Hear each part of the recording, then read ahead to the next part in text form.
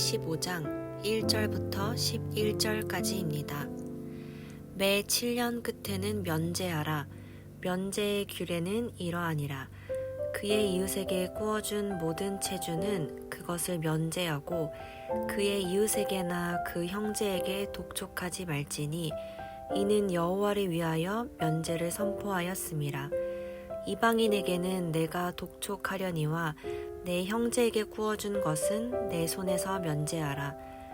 내가 만일 내 하나님 여호와의 말씀만 듣고 내가 오늘 내게 내리는 그 명령을 다 지켜 행하면 내 하나님 여호와께서 내게 기업으로 주신 땅에서 내가 반드시 복을 받으리니 너희 중에 가난한 자가 없으리라.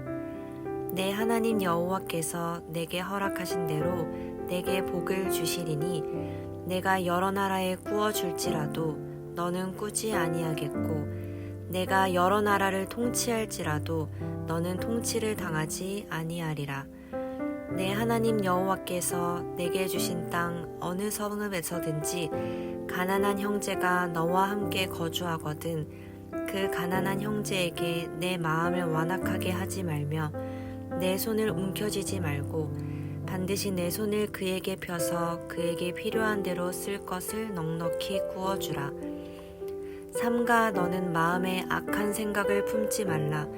곧 이르기를 일곱째 해 면제년이 가까이 왔다 하고 내 궁핍한 형제를 악한 눈으로 바라보며 아무것도 주지 아니하면 그가 너를 여호와께 호소하리니 그것이 내게 죄가 되리라.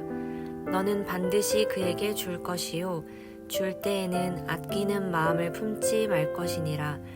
이로 말미암아 내 하나님 여호와께서 내가 하는 모든 일과 내 손이 닿는 모든 일에 내게 복을 주시리라. 땅에는 언제든지 가난한 자가 그치지 아니하겠으므로 내가 내게 명령하여 이르노니 너는 반드시 내 땅 안에 내 형제 중 곤란한 자와 궁핍한 자에게 내 손을 펼지니라. 아멘.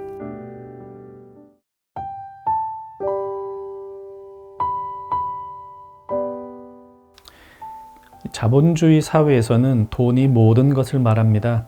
노동을 했으면 그에 상응하는 대가를 받아야 하고 빌려주었으면 정확히 돌려받아야 하며 모든 물건과 심지어 사람에도 가격이 책정됩니다. 그런데 하나님께서 만들라 하고 하시는 사회는 조금 다른 점이 있습니다. 오늘 본문에 보면 매 7년째가 되는 해에는 이웃이 진 빚을 탕감해 주라고 합니다. 이 7년째 되는 해에는 빌려준 돈을 없는 셈 치라는 겁니다. 왜 이런 규정이 있을까요? 자, 돈은 왜 빌리죠? 가난하니까, 먹을 게 없으니까. 당시는 농경사회였기 때문에 땅이 있으면 자기 땅에서 농사를 짓습니다. 하나님은 이스라엘 모든 백성들에게 땅을 나누어 주셨습니다. 모든 백성이 하나님 주신 땅을 가집니다. 그런데 시간이 지나면서 어떤 이들은 농사를 잘 못 짓기도 하고 받은 땅이 다른 땅보다 농사에 좀 안 좋은 면이 있을 수도 있죠. 그렇게 오랜 시간이 지나면 어떤 이들은 점점 가난해져서 땅을 팔게 됩니다. 농경사회에서 땅이 없으면 다른 이들의 땅에 가서 노동을 하고 품삯을 받으며 살아야 합니다. 그러다 시간이 더 지나면 지날수록 더 가난해져서 빚을 지는 이들도 생기게 됩니다. 하나님은 율법을 통해서 점차로 빈부의 격차가 벌어질 수밖에 없는 세상에 제도를 주십니다. 이 제도는 가난한 자들도 굶어 죽지 않고 살 수 있는 제도입니다. 이런 제도가 잘 이루어지기 위해서는 부자들이 이웃을 더욱 사랑해야 합니다. 오늘 본문에 나온 제도는 면제년 제도입니다. 자, 한 사람이 빚을 졌습니다. 빚을 지고 나면 계속 갚아 나가겠죠. 그러다 7년이 지나도록 그 빚을 갚지 못하면 그때는 그 빚을 면제해 주라는 겁니다. 이유는 이렇습니다. 오죽 힘들었으면 빚을 갚지 못하겠느냐. 이 가난한 자에게 빚까지 더해지면 얼마나 힘들겠느냐. 그래서 빚을 없애주라는 겁니다. 하나님은 이렇게 가난한 이웃을 위한 경제 제도를 꽤나 자세하게 우리에게 주셨습니다. 그만큼 우리의 경제적 삶 중요하다는 의미겠죠. 이웃끼리 금전 거래는 가능하지만 그에게 이자를 받는 것은 안 됩니다.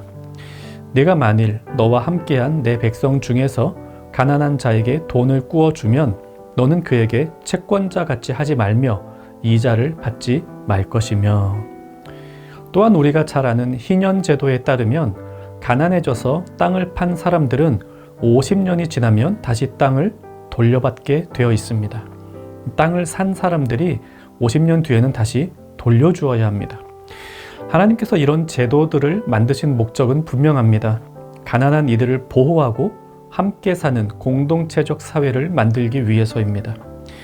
자, 이런 것이 하나님께서 만드신 제도입니다. 그런데 꼭 그런 사람들이 있어요. 이 제도를 악용하는 사람들. 이 제도를 어기는 것은 아니지만 그 제도의 의미를 파괴하는 사람들. 자, 하나님께서 7년마다 면제해 주라는 규정 주신 이유가 무엇이죠? 가난한 이웃을 배려하고 사랑해 주라는 겁니다. 그들도 같이 살 수 있도록. 그런데 이런 사람들이 있었습니다. 1년째나 2년째에는 이웃에게 돈을 빌려줍니다. 빌려주고 나서 계속 독촉해서 돈을 받아내면 되니까요. 그런데 6년째쯤 되면 돈을 안 빌려주는 겁니다. 왜냐하면 1년만 지나면 이제 면제년이 되니까. 만약 돈을 빌려간 사람이 1년 동안 돈을 갚지 못하면 그 돈은 이제 면제가 됩니다. 그래서 5년, 6년 이렇게 7년마다 돌아오는 면제년이 가까울수록 돈을 빌려주지 않고 가난한 이들을 외면하는 사람들이 생긴 겁니다. 엄밀히 말해 그런 사람들도 면제년의 제도 자체를 어긴 것은 아닙니다. 하지만 이웃사랑을 실천하라는 하나님의 의도는 어긴 것이죠. 무엇이 더 중요할까요? 하나님은 우리의 중심을 보신다고 했으니 규정 자체를 잘 지킨 것보다는 하나님의 뜻을 따라 사는 것이 훨씬 더 중요합니다. 9절 말씀 보십시오. 삼가 너는 마음에 악한 생각을 품지 말라. 곧 이르기를 7째 해 면제년이 가까이 왔다 하고 내 궁핍한 형제를 악한 눈으로 바라보며 아무것도 주지 아니하면 그가 너를 하나님 여호와께 호소하리니 그것이 내게 죄가 되리라. 가난하니 소외된 이의 호소를 듣고 하나님은 그들을 돌보지 않은 죄를 물을 것이라고 엄하게 말씀하십니다. 오늘 본문에서 한 가지만 적용합시다.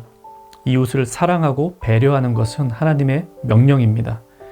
그런데 이때 이웃은 나에게 갚을 수 있는 능력이 있는 괜찮은 이웃만이 아닙니다. 나에게 갚을 능력이 없는 무능한 이웃, 나에게 아무것도 해줄 수 없는 가난한 이웃, 아무도 관심을 갖지 않는 소외된 이웃. 하나님이 우리에게 사랑하라고 한 이웃들은 그런 이웃들입니다. 사랑은 참 어렵습니다. 차라리 제도를 꼼꼼히 잘 지켜라 하시면 해볼 수 있겠는데 사랑을 하라는 것은 참 어렵습니다. 그런데 그 어려운 사랑을 하나님은 우리에게 하셨습니다. 아무 갚을 능력도 없고 하나님이 미워하시는 일만을 일삼는 우리를 사랑하셨습니다. 그러니 우리도 이웃을 사랑합시다. 같이 우리 말씀 생각하며 기도합시다. 하나님께서 자격 없는 나를 사랑해 주셨음을 한시도 잊지 않고 살게 하옵소서. 이웃을 사랑하는 명령 잘 준행하며 살게 하옵소서. 오늘 하루도 하나님의 사랑을 이웃에게 보여주는 정형가족 되기를 바랍니다.